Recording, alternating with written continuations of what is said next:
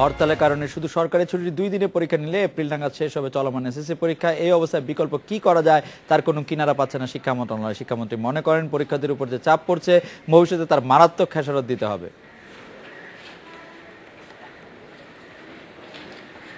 ভালো রেজাল্ট করব এই টেনশনের চাইতে আমাদের পরীক্ষা দিতে পারবো কিনা এই টেনশনটা আমাদের বেশি হয়ে যাইতেছে এখন। আর এখন প্রিপারেশন নেওয়ার সময় চিন্তা করতে হইতেছে আদৌ কি পরীক্ষা হবে নাকি আমরা পরীক্ষা দিতেই পারবো না। প্রায় 15 লাখ এসএসসি পরীক্ষার্থীর সবার মনেই এই একই দুশ্চিন্তা। ঘোষিত সময়সূচি অনুযায়ী 2 ফেব্রুয়ারি শুরু করে 10 মার্চের মধ্যে লিখিত এবং 16 মার্চের মধ্যে ব্যবহারিক পরীক্ষা শেষ হওয়ার কথা ছিল। বিরোধী জোটের হরতালের কারণে শুধু সরকারি ছুটির দিনে অনুষ্ঠিত হচ্ছে পরীক্ষা। এভাবে চলতে থাকলে তা শেষ হবে এপ্রিলে গিয়ে। পরীক্ষা এদের যে প্রিপারেশন নষ্ট হচ্ছে, এতে করে এদের বিশাল একটা রেজাল্ট খারাপ হওয়ার সম্ভাবনা অনেকেরই আছে। তো সব মিলিয়ে কথা হচ্ছে আমরা অভিভাবক হিসেবে আমরা এটার থেকে মুক্তি চাই এবং একটা সুন্দর পরিবেশ খুব সহসা তৈরি হোক, আমাদের বাচ্চারা নিরাপদে থাকুক, এটাই আশা করি আমরা। গণসাক্ষরতা অভিযানের নির্বাহী পরিচালক রাশেদা কে চৌধুরী মনে করেন শিক্ষার্থীদের এই পিছিয়ে যাওয়া সাময়িক কিছু নয়, সুদূর প্রসারী প্রভাব পড়বে শিক্ষার্থীদের উপর। একটা বিশাল পাবলিক পরীক্ষা যেটা যে কোনো শিক্ষার্থীর জীবনে একটা বড় সোপান তার জীবনের, সেখানে সে হোঁচট খেয়ে গেল। আমরা ক্রমাগত হরতাল অবরোধের কারণে পরীক্ষা পিছাতে বাধ্য হচ্ছে। এখন এমন একটা জায়গায় আমরা চলে গেলাম যেখানে আমরা বুঝতে পারছি না আমাদের ভবিষ্যৎটা কি আমাদের এই শিক্ষার্থীর। শিক্ষামন্ত্রী জানালেন শুধু এসএসসি পরীক্ষা নয়, হুমকির মুখে পড়েছে পুরো শিক্ষা ব্যবস্থা। পিএসসি পরীক্ষার সময় তাই ছিল, জেএসসির সময় তাই ছিল, আগামী এইচএসসি পরীক্ষা কী হবে তারা এখন থেকেই আতঙ্কিত।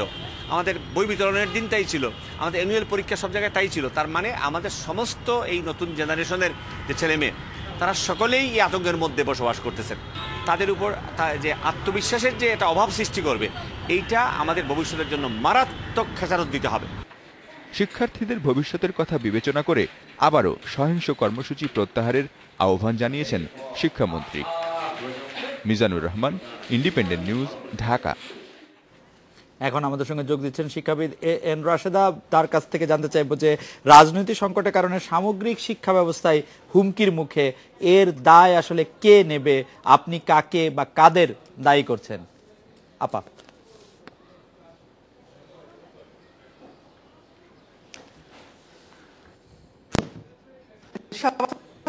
এখন বিপর্যস্ত না শিক্ষা ব্যবস্থা, দীর্ঘদিন ধরে এখন বিষয় আমাদের মনে হচ্ছে যে শিক্ষা ব্যবস্থা ভঙ্গুর হয়ে গেল।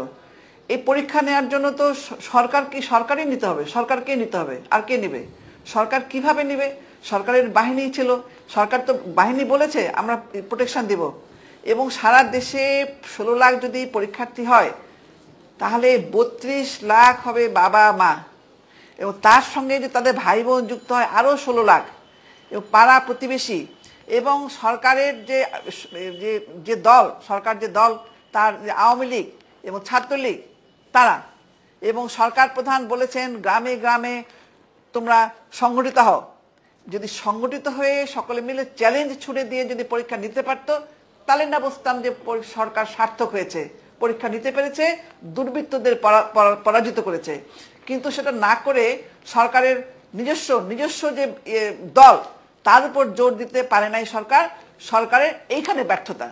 আর শিক্ষা ব্যবস্থার নানান অসঙ্গতি আছে, শিক্ষার মধ্যে, শিক্ষকের মধ্যে, শিক্ষা ব্যবস্থার মধ্যে, শিক্ষা খাতে ব্যয় বরাদ্দের মধ্যে, সব কিছু ছাপিয়ে যদি সরকার চ্যালেঞ্জ নিতে পারতো তাহলে আমি সরকারকে অবশ্যই বাহবা দিতাম। আমি না, সারা দেশবাসী দিত, এবং আমাদের যারা শিক্ষার্থী 16 লাখ শিক্ষার্থী তারা উপকৃত হতো। আমি মনে করি সরকারকে কোমরে জোর নিয়ে, তার বুদ্ধি নিয়ে, চিন্তা চেতনা নিয়ে, তার বাহিনী নিয়ে, তার সংগঠিত শক্তি নিয়ে নামা উচিত।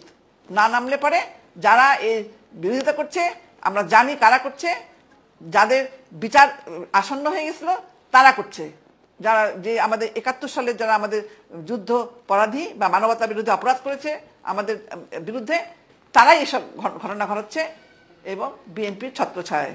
তাই সেই উপযুক্ত শিক্ষা জবাব তো সরকারই দিতে পারে। সরকার পারে তার সমস্ত প্রশাসন যন্ত্র এবং তার নিজস্ব দলকে সংগঠিত করে।